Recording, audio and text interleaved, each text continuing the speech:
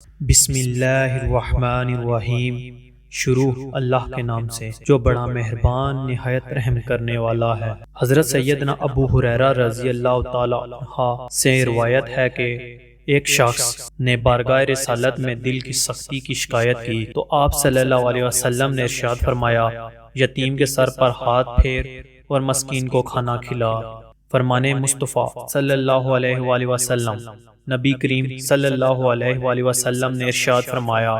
میرے اور تمام انبیاء کی مثال اس شخص کی طرح ہے جس نے ایک عمدہ اور خوبصورت عمارت بنائی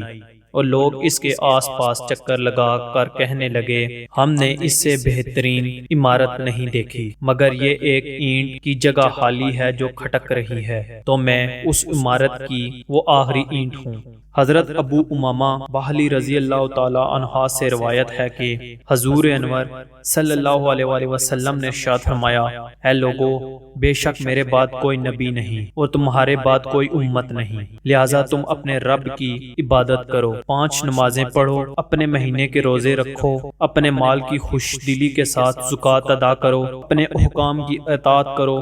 اور اپنے رب کی جنت میں داخل ہو جاؤ۔ حضرت ابو ہریرہ رضی اللہ تعالی عنہ سے مروی ہے کہ رسول اللہ صلی اللہ علیہ وسلم نے فرمایا، جو بندہ ایک دن میں 7 مرتبہ جہنم سے پناہ مانگتا ہے تو جہنم کہتی ہے، اے رب، تیرے فلاں بندے نے مجھ سے پناہ مانگی ہے، اسے پناہ دے دے۔ اور جو بندہ ایک دن میں 7 مرتبہ جنت کا سوال کرتا ہے تو جنت کہتی ہے، اے میرے رب، تیرے فلاں بندے نے میرا سوال کیا ہے، اسے جنت میں داخل کر دے۔ دوستو، ویڈیو اچھی لگی ہو تو لائک کر دیں اور اس چینل کو سبسکرائب کر دیں۔